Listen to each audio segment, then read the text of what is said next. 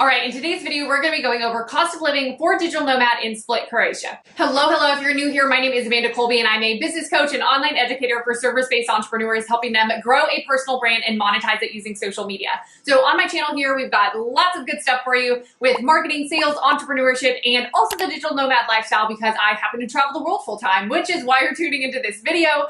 Curious about taking your business on the road, or maybe you've got a remote job and more digital nomad locations and also digital nomad visas are popping up all over the place. Croatia actually also does have a 1-year digital nomad visa that you can look into, but even if you're just looking to come here for a month, Split is one of my favorite places in Croatia, and it's a place that we come to often. So we're going to be breaking down all the different categories that you see here to assess kind of what the cost of living is like in Split, Croatia. Now, the one thing I will say is obviously everyone's lifestyle is a little bit different, so some of these costs may vary, but as I do these videos in every location that I live around the world, I'll always give you some insight into, inside of each of these categories, what might vary based on your lifestyle, where you could cut costs a little bit, or where you might want to spend a bit more. For every city that I live in around the world, like I said, I do a cost of living video, and I also do a day in the life video. So if you're curious about seeing more of like all of the pretty scenery of Split, Croatia and what my day in the life looks like, check out this video here. And if you're curious about all of the other locations that I've lived and have done these videos on, you can check out the playlist here as well. I'm currently filming this also from my beautiful view of a balcony. It's one of my favorite parts about the apartment that we live in here. But without further ado, let me jump into all these numbers with you and answer all of your questions. Okay, so the first category is rent. This is always the biggest expense and always one of the hardest things to find when you're traveling around to all these different locations. So our grand total for our apartment is $700 per month. Now, this is a little bit atypical just because we know someone who lives here, and so we rent from them often when we come back every single year. And so we're able to do this outside of a platform like Airbnb. However, typically when we're traveling in Croatia, when we were here for the first time, we did use Airbnb to find places. But if you're looking on Airbnb, as you can see on the screen here, a lot of the typical prices, depending on the high season versus low season, are going to be upwards of $1,000 for a proper 1-bedroom apartment. If you're able to find an apartment for a longer term lease or a little bit more locally, you're looking anywhere from $400 to $800 a month. Now, one of the things that I love about Split is like all of the old castle walls, like you can see here. It's just so quaint and charming. And so for a very old city, I will say that from multiple of the apartments that I've been in Split and also Zagreb in particular, they're all very new and updated and really nice. As you can see, this is a little bit of what our apartment looks like here. It's got great appliances, good space, good lighting, all of those things that you're looking for. So this is kind of what you can expect for the quality of the apartments that you're living in. And lastly, one of the other really important questions is if you are coming to Split in particular, where should you live in the area? So as you can see on the map here, this is the city center. And this is where all of the, restaurants are. This is where all of the Diocletian Palace and like all cool stuff is located, and also the Riva, which is right by the water there. So Split is actually a lot bigger than this, but we live right in this area, which is just literally like a minute or two walk above, like outside the city center walls.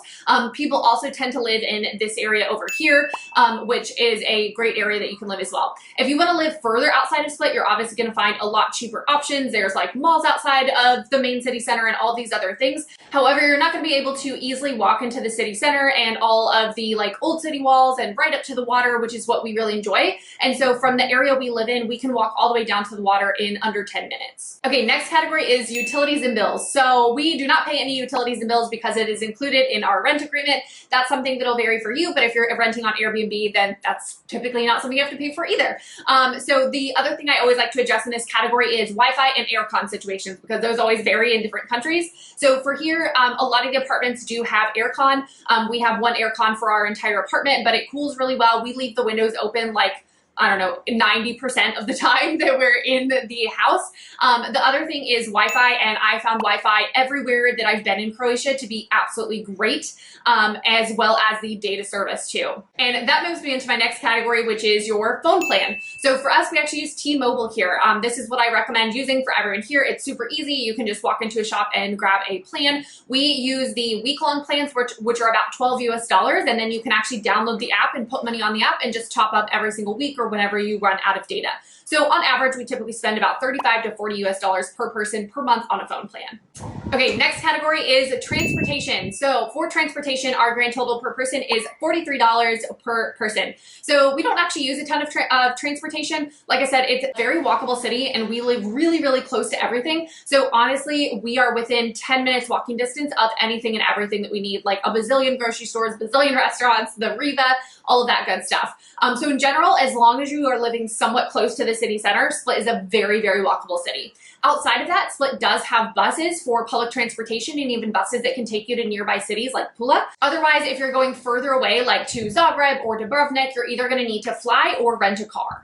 Now, as far as safety, if you are walking around, I have felt absolutely super, super safe, even walking around at night, like, you know, even later at night, throughout all of the city walls here. I keep looking this way because I'm like, that is the city. But I've always felt really, really safe. I've had multiple solo female friends that have been traveling and living here as well, and they've always felt very safe. As always, keep your wits about you. You know, any city can have its own crime, but I have felt so, so safe living in Split. The last piece of information I'll give you about transportation is if you're taking an Uber that's about, 5 to 10 minutes away, like maybe you want to go hike or maybe you want to go to a beach club, it'll be about $4 to $5 US, which is super, super affordable. Or if you maybe want to go to the mall, which they do have a really good mall here in Split. And if you want to take a taxi to the airport or an Uber to the airport, that'll be about $30 US. Okay, the next category is food out. And I'm a little embarrassed to tell you guys the grand total of this category, but per person, we spend about $520 US per person. Now, this is a huge food out budget, but while we've been living here, I always like to give you guys a transparent view, and this is a category you can absolutely cut down significantly. But the reason that this category is so high for us is because we typically eat out about 3 times a week, and when we eat out here, we've been eating out at a little bit nicer restaurants where we're spending maybe like $40 to $50 per person. That's not necessarily typical, but I will say that eating out in Split is also not cheap. So if you are eating out at a restaurant, you can find cheaper meals between like $8 to $12 a person, but you can also get up to more like $20+ a person at some of the nicer restaurants. If you're ordering on Wolt, which is an app kind of like Uber Eats, then you can get food delivered as well from a lot of different restaurants, and those prices are a little bit elevated, so it's going to be more like $15 to $20 per meal per person. So like I said, this category can definitely be cut down if you choose to not splurge, not go out, not, do a couple more of those things. What I will tell you about the food scene in Split, it's dire, y'all. If I could the Split, I don't know, travel location, digital nomad people who are trying to make this more good for tourists, like, y'all need some variety of food here. There is literally no Asian food. There is like one Asian fusion restaurant. There is now one Mexican restaurant, but they close early for the season. And beyond that, it's pizza, pasta, fish, and risotto. So that's like our only complaint about living in Split is it's really difficult to find variety of food. So we do actually cook most of our food at home.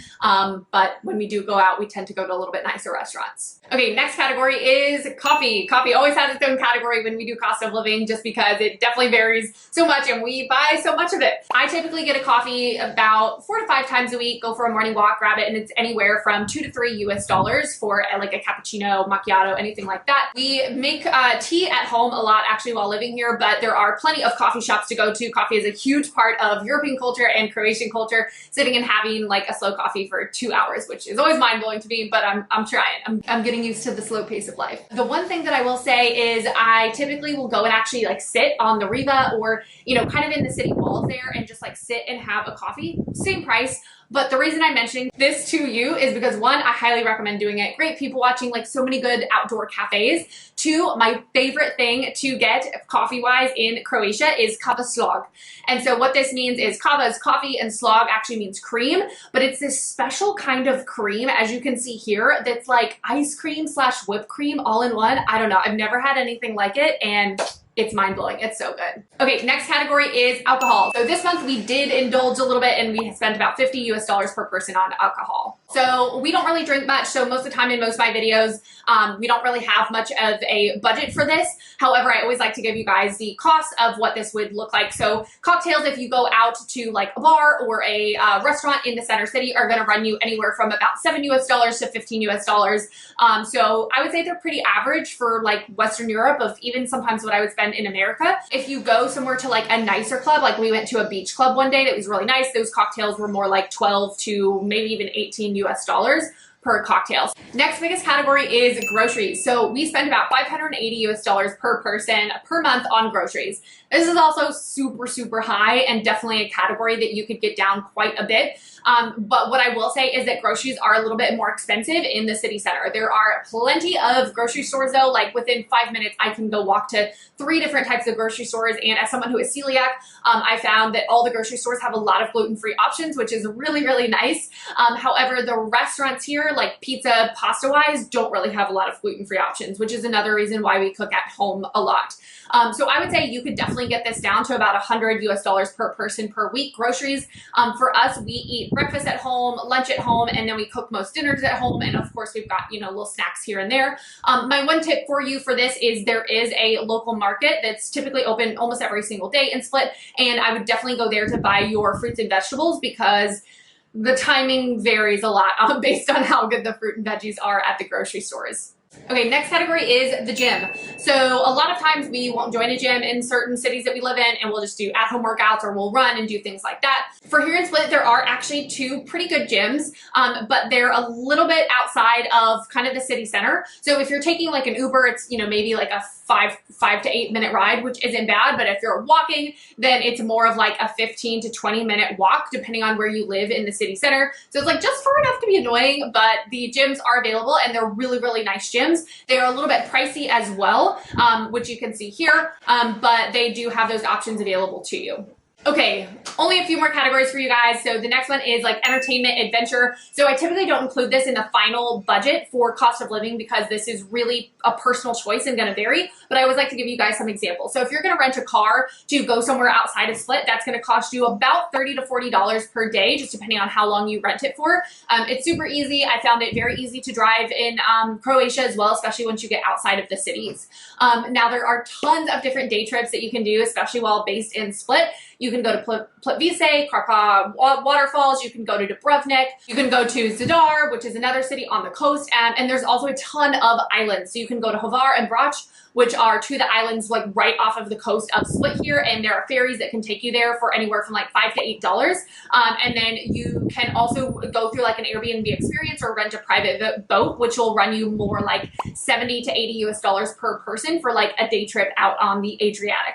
Okay, next category is co-working. So this is the other unfortunate part of Split, is there really aren't good co-working options in Split. There is one co-working space, it's called Saltwater, but we've honestly found it very difficult to get in touch with them, very difficult to try and book with them. When we tried to walk in, they told us there wasn't space available. So I'm not saying anything bad about them. It's just been difficult for us to walk in, versus like a Selena or other locations we've been to. It's like very, very easy to just pop in and work.